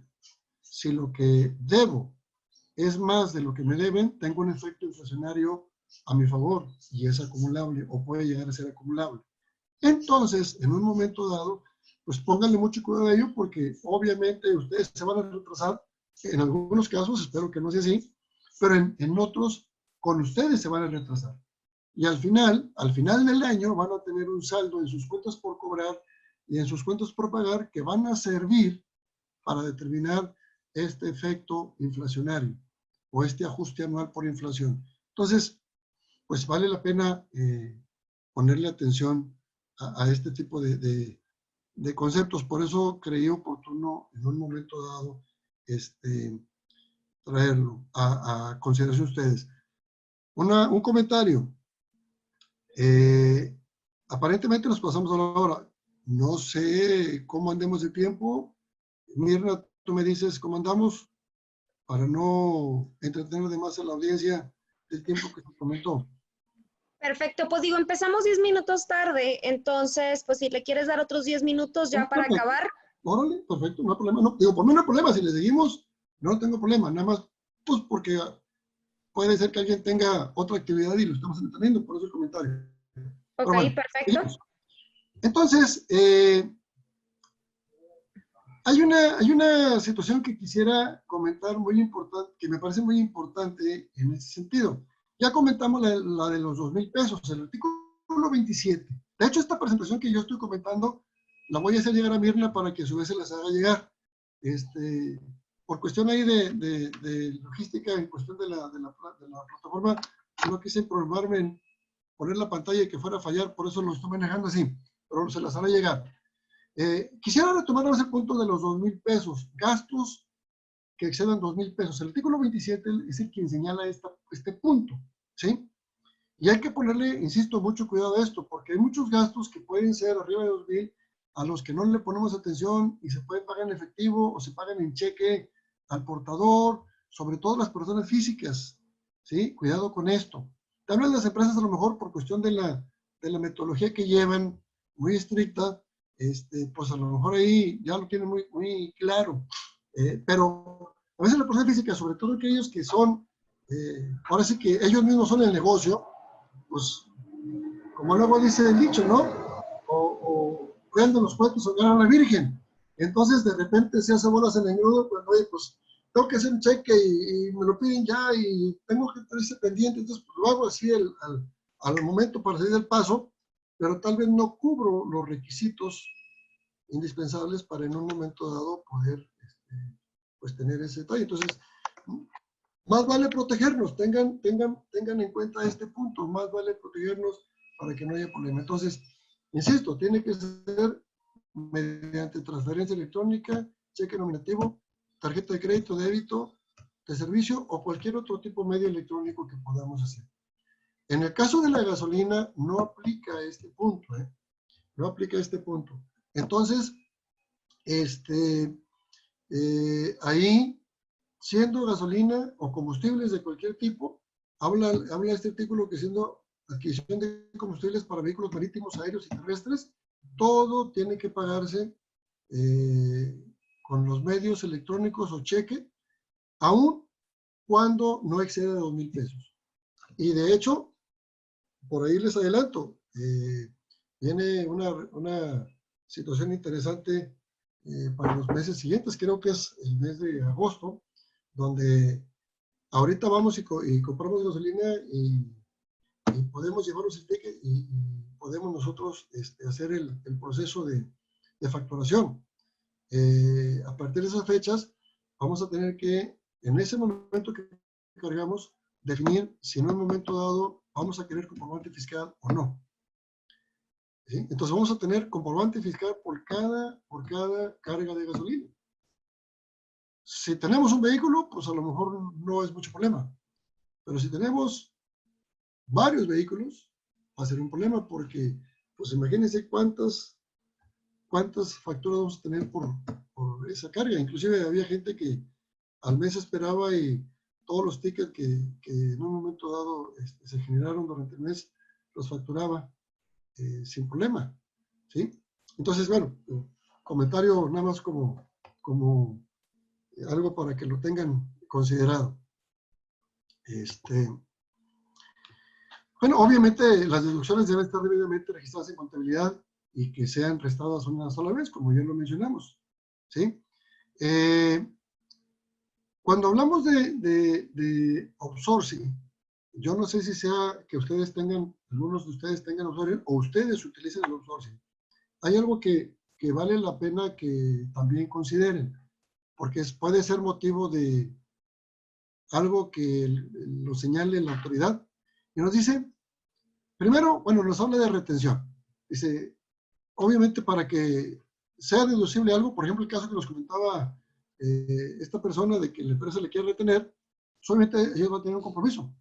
La empresa que retiene debe de enterar, debe retener y luego enterar. Enterar es pagar el impuesto a la autoridad. Y dice, y se recabe de estos copia de los documentos en que consta el pago de dichos impuestos, que eso va a ser imposible. Una empresa no te va a dar el pago de esos impuestos. Pero en caso de subcontratación, por ejemplo, si alguien de ustedes tiene una empresa de outsourcing laboral, ¿sí? O bien reciben servicios de esa empresa, dice que el contratante deberá obtener del contratista copia de los comprobantes fiscales por conceptos de pago de salarios de los trabajadores, de los avisos de recibo, de los acusos de recibo, así como la declaración de entero de las retenciones. Y además, el pago de cuotas obrero-patronales del IMSS de los trabajadores que están con él. Entonces, yo creo que vale la pena que si ustedes tienen este tipo de servicios, utilizan este tipo de servicios, no sé si hasta ahorita lo hayan solicitado, pero si no lo han solicitado, vale la pena que empiecen a solicitarle a la empresa este tipo de documentación. Comprobantes fiscales del pago, acuses de recibo, declaración del entero de las retenciones, o sea, la declaración dice aquí yo pues, ya entregué al SAT el importe de la retención, y además el pago de las cuotas. A lo mejor esto no es nuevo porque pues cuando entra alguien a mi empresa, para efectos de protegerme laboralmente, yo tengo claro de que le voy a pedir que me entregue las altas en el IMSS, ¿sí? Pero aguas, porque a veces esas altas se dan y al siguiente día se dan de baja. Y tú te quedas con la idea que está esa persona dada de alta ante el IMSS. Entonces, el hecho de que te presenten el pago, eso te va a dar oportunidad de que en un momento dado tú tengas la seguridad de que en un momento dado esa persona sigue, ¿sí? Lo ideal sería que te entreguen lo que maneja o lo que deriva del SUA, que es el desglose de las cuotas por trabajador. Y ahí viene esa relación donde están los trabajadores. A lo mejor la empresa tiene 100 trabajadores y 20 de esos sí están contigo. Bueno, pues, dame la razón, señálame cuáles son mis 20. ¿Sí? Para que tú en un momento dado tengas tranquilidad de que efectivamente esa persona está cumpliendo con las obligaciones que debe, porque si no, tú vas a ser solidario y tú vas a tener un problema serio. Entonces, pues el hecho de no tener cuidado con esto te va a generar que en un momento dado tú tengas la obligación de afrontar responsabilidades fiscales que no son tuyas. Y entonces, pues, toda la optimización de tus contribuciones que puedes haber tenido cuidando otros casos, aquí se te va a ir. Y que no te suceda el que el IMSS te señale un capital constructivo, porque te manda muy lejos y te afecta mucho. Entonces, cuidado con esto. No sé si hasta aquí algún comentario. Sí, tenemos dos preguntas. Una es por parte de Alejandro Medina que dice, en persona moral, cuando inicie su operación con inversión para después cobrarla, ¿bajo qué concepto avalo ante el SAT esa salida?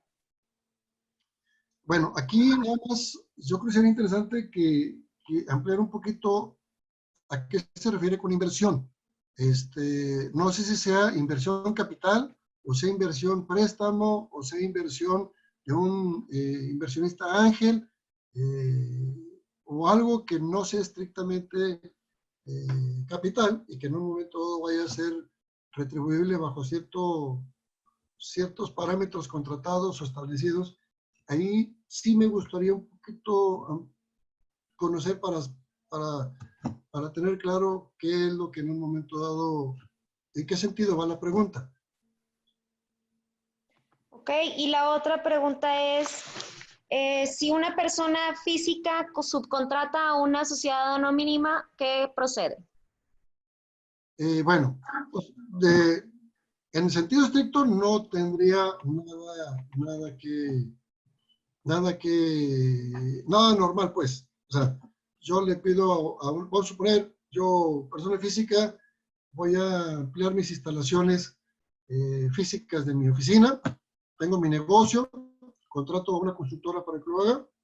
O sea, no es una subcontratación, sino es la contratación de un servicio, ¿sí? O de un trabajo. Conforme a lo pactado, se va a pagar, se va a facturar, se va a emitir el cheque, normal.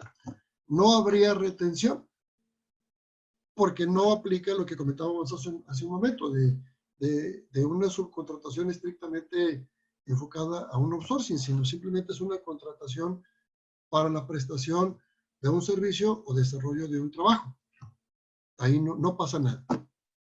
Ahora, si yo contrato una persona moral, que es una persona que me va a mandar empleados para que trabajen conmigo, ya sea empleados para que desarrollen actividades de mi negocio o cualquier otro tipo de servicio de subcontratación específicamente como sourcing, obviamente ahí se aplica la retención. Y lo que se retiene es el IVA, realmente. No es otra cosa. ¿Okay? Perfecto, son las únicas preguntas que tenemos al momento.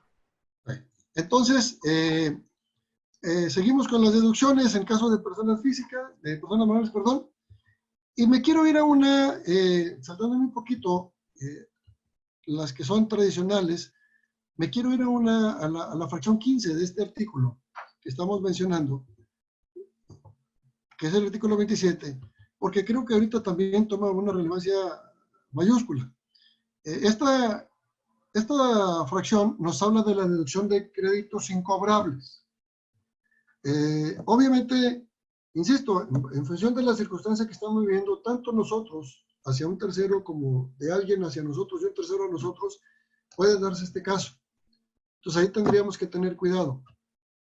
No nos olvidemos que estamos hablando de personas morales, ¿ok? Entonces, ya dijimos que la persona física que tenga un beneficio de este tipo va a acumularlo, ¿sí? Entre personas morales dice, en caso de pérdidas cobrables, estas se consideran realizadas en el mes en que se consuma el plazo de prescripción que corresponda o antes si fue notoria la imposibilidad práctica de cobro. Y se consideran casos en donde se denota la imposibilidad práctica de cobro, ¿sí? ¿Cómo debe considerarse la imposibilidad práctica de cobro? Fíjense, aquí hay dos situaciones, ¿ok? Uno es el mes en que se consume el plazo de prescripción. Habría que, en un momento dado, eran los términos legales para tener claro que debe entenderse por prescripción. Ahí no quisiera yo ahondar, no porque no conozca el término, sino porque realmente no es mi expertise y sería interesante que un abogado fuera el que definiera esto, para que ustedes tengan esa tranquilidad y esa seguridad de lo que están haciendo. O bien, si no es la prescripción, es si antes de la prescripción, si fuera notoria la imposibilidad práctica de cobro.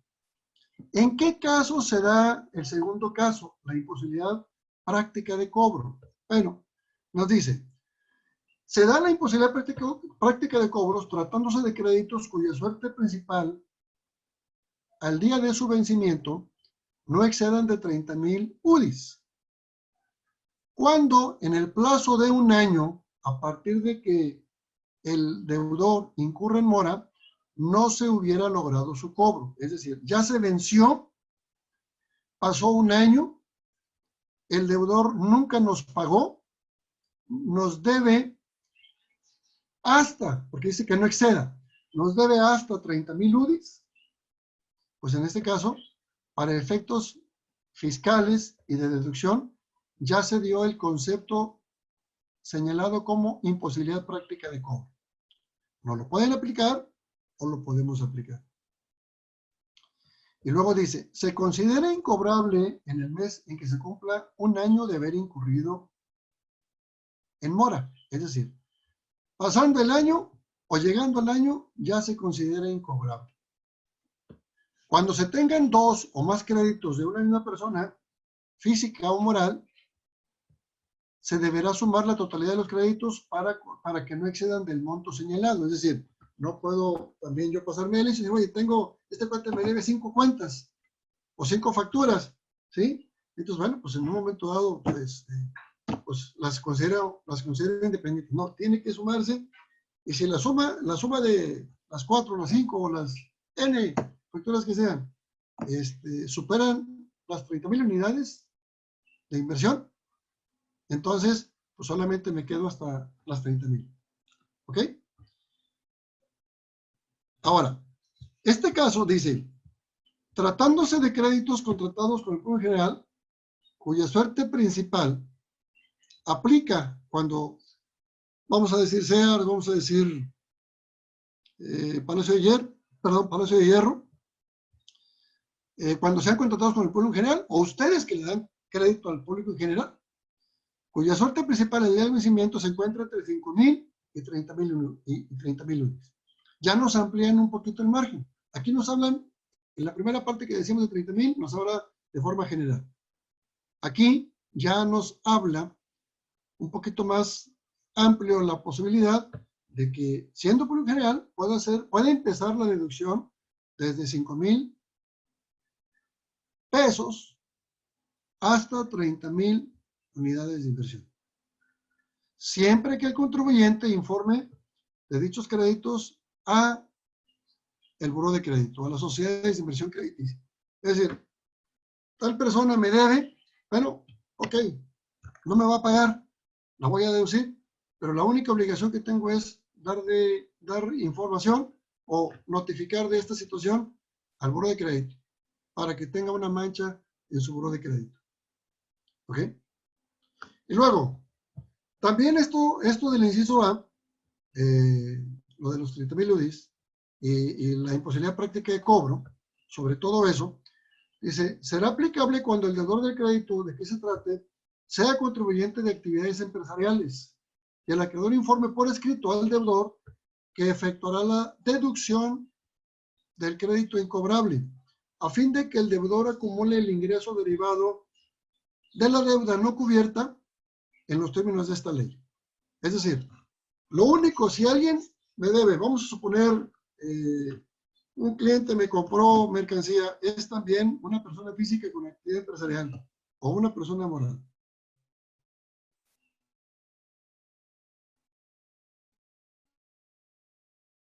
¿Sí? ¿Quiero hacer deducible esto? Bueno, pues lo único que hacer es mandarle un escrito para decirle, ¿sabes qué? Pues como tú no me pagas esta deuda, yo lo voy a hacer deducible. Ya pasó el tiempo que la ley me permite, lo voy a hacer deducible y tú lo vas a tener que acumular. Ese es el primer requisito. El segundo es que a más tardar el 15 de febrero yo le informe al SAT cuántos créditos incobrables deduje o voy a deducir en mi declaración anual. Y se acabó. Es más, deduje porque lo puedo presentar al año siguiente. Es decir, vamos a poner este año, yo presento mi declaración en marzo, si soy persona moral. Deduzco esos créditos incobrables. El 15 de febrero del año 22, yo tengo que informarle al SAT de los créditos que deduje en el año calendario inmediato anterior. Entonces, todavía tengo ese plazo, lo puedo hacer. Entonces, lo único es presentar un escrito y decirle que lo acumule porque yo lo voy a deducir e informarle al SAT. Aquí esto hay que tener mucho cuidado, anotarlo en la agenda porque como es un año siguiente después, pues a lo mejor se me va la rola y se me pierde el dato y no lo hago. Y el hecho de informarlo ya me va a generar un conflicto. Entonces, mucho cuidado con ello en cuestión de la información. ¿Ok? Ahora, ¿qué pasa? ¿Qué pasa cuando son créditos arriba de 30,000 UDIs? Dice, tratándose de créditos cuya suerte principal al día del vencimiento sea mayor a 30,000 UDIs, cuando el acreedor haya sido demandado ante la autoridad judicial del pago del crédito o se haya iniciado el procedimiento arbitral convenido para su cobro y además se cumpla con lo previsto en el párrafo final del inciso anterior. Es decir, yo lo demande o lo demande o haya iniciado el procedimiento arbitral. Una de las dos.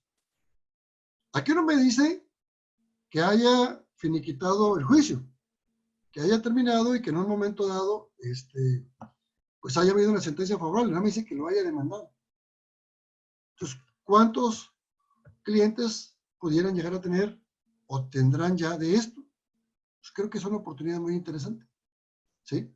Entonces, si yo tengo a alguien que me debe arriba de 30,000 UDIs, pues a lo mejor vale la pena considerar esta situación.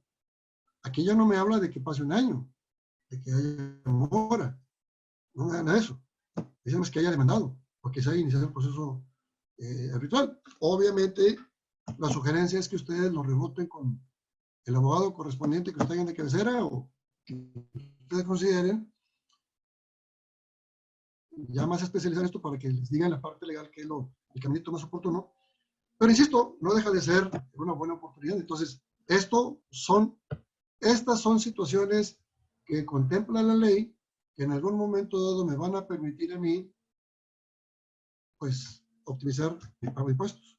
Aunado a la deducción de un crédito, de un coeficiente de utilidad que puede ser muy alto del año anterior en función de lo que está pasando este año, más este tipo de situaciones de cuidado que debemos de tomar y de aprovechamiento, como este caso, que debemos considerar, creo que en un momento pudiéramos tener elementos para optimizar nuestro pago de impuestos. Entonces, una última opción es que el deudor haya sido declarado en quiebra o entre en concurso mercantil, ¿sí? Entonces, bueno, en el primer caso de quiebra, debe existir sentencia que aclare concluida la quiebra por pago concursal o falta de activos, ¿sí? Entonces, ahí sí nos aclaran que debe existir una sentencia. Bueno, creo que son puntos que tal vez muchos de ustedes no desconozcan, no estamos descubriendo el hilo negro, pero que, dada la circunstancia, pues a lo mejor algunos en el día a día lo teníamos esto un poquito olvidado, lo conocíamos pero no teníamos presente, o no lo conocíamos y puede ser un elemento importante para en su momento, pues poder aprovechar las ventajas que la ley nos señala, sin necesidad de buscar echarle mucha maroma a la acción que vamos a hacer y que en un momento dado nos puede pues, complicar la vida. No sé si hay algunas preguntas adicionales, algún comentario. Con toda confianza, estoy por escucharlos. No, por el momento no tenemos ninguna pregunta. Pues no sé si consideres que concluyamos aquí, Mirna, o le damos, tú me dices. Pues mira, vaya, yo creo que el número de gente ha disminuido, digo, se ha ido extendiendo, ¿verdad? Ahora sí que no acabamos. Ay, acaba de salir una pregunta. Ah, no, que muchas gracias, qué excelente conferencia, dice Víctor. Le resolvieron muchas dudas. No, pues de eso se trata, que se vayan con dudas para que no dejen de poner atención a esto. Por el momento en que sentamos que ya tenemos todo hecho, nos vamos a relajar. Y yo Claro. creo que no es el caso, la cosa viene un poquito difícil, si no es que ya lo está, y se va a poner más. Entonces yo creo que sí vale la pena prepararnos, revisar un poco hacia adentro lo que estamos haciendo. Si bien es cierto, la preocupación es qué hacemos para vender, también es importante darnos tiempo con el equipo que tengamos, revisar hacia adentro para ver cómo estamos y en un momento dado tratar de aprovechar las ventajas en la medida de lo posible. Y obviamente, bueno, como lo mencionamos, la idea es optimizar, entendiendo que optimizar no significa dejar de pagar o brincarnos lo que la ley señala y que no nos importe qué pueda pasar, porque eso sería lo peor que pudiéramos hacer. Entonces aquí se trata de, insisto, tratar de conocer, refrescar lo que la ley nos señala en función de esto, para pues, ver qué podemos hacer y pues, insisto, el tiempo es muy corto, aunque nos extendimos casi una hora más, pues realmente el tiempo es muy corto. Este tema regularmente lo damos entre 4, 6 y a veces hasta 8 horas para darlo más desglosado, y en 1 hora 40, 1 hora 50, pues la verdad es que no es tiempo suficiente. Tengo claro que vamos muy rápido, pero aún así, pues quedo a las órdenes de ustedes, por si hay alguna duda adicional, algún comentario que quieran hacer, con toda confianza, sin compromiso alguno, nos disponemos o nos reiteramos a su servicio para seguir ayudando. Yo creo que en este momento son momentos de solidaridad y de compañerismo, y en la medida que podamos ayudarlos y orientarlos, con gusto, y será un placer poder tener su atención y su confianza. Perfecto, pues muchas gracias, maestro Gil, por sus conocimientos, por brindarnos casi 2 horas de su tiempo, ¿verdad?, para ayudar a las pymes, como ahorita lo comentaba. Pues ahorita que hay que estar unidos, ¿verdad?, y ayudarnos todos entre lo que se puede. Le damos las gracias a nombre del World Trade Center, a nombre del doctor Eugenio Reyes, el podernos haber acompañado, y también ahora sí que al público presente. Les recuerdo que el maestro Gil me va a compartir la presentación para yo hacérselas llegar a todos ustedes. Y al igual, maestro, si puede poner ahí en la presentación su correo por si alguien tiene alguna duda más específica para que se puedan comunicar con usted directamente. Sí, claro, ahí pondré inclusive el número telefónico por si alguien lo quiere hacer vía telefónica, y el correo para cualquier cosa. Insisto, me reitero a las órdenes de ustedes. Fue un placer poder tener este tiempo dedicado a ustedes. No es sacrificio, al contrario, para mí es motivo de satisfacción el hecho de que nos brinden su confianza y se den tiempo de escucharnos. Les agradezco, y pues ojalá y los negocios vayan bien o lo mejor que se pueda, y que esta situación la pasemos y la tengamos en un tiempo no muy lejano como una anécdota, tal vez no muy grata, pero simplemente una anécdota, y pues que todos los que tienen negocio ahorita se mantengan. Yo creo que ahorita, como último comentario, si me permiten, el punto no es ganar lo que antes ganábamos, el punto es mantenernos. Yo creo que si provocamos que nuestro negocio en la actualidad al menos se mantenga a flote y logramos superar este momento turbulento, eso nos va a dar la capacidad para que en los tiempos de tranquilidad podamos tener claro cómo debemos hacerlo, y muy seguramente nos va a ir mucho mejor de cómo lo estamos pasando hoy. Entonces, enhorabuena, yo les deseo mucho éxito en sus negocios. Dios permita que pronto sigamos manteniendo contacto, y que todos los que están aquí como hombres y mujeres de negocio sigan estándolo, manteniendo vigente esa actividad que hasta ahorita realizan. Pues, y deseamos que Dios les bendiga y que pues, todo en su vida salga de lo mejor posible. Muchas gracias por su atención. Perfecto. Muchas gracias. Gracias a todos.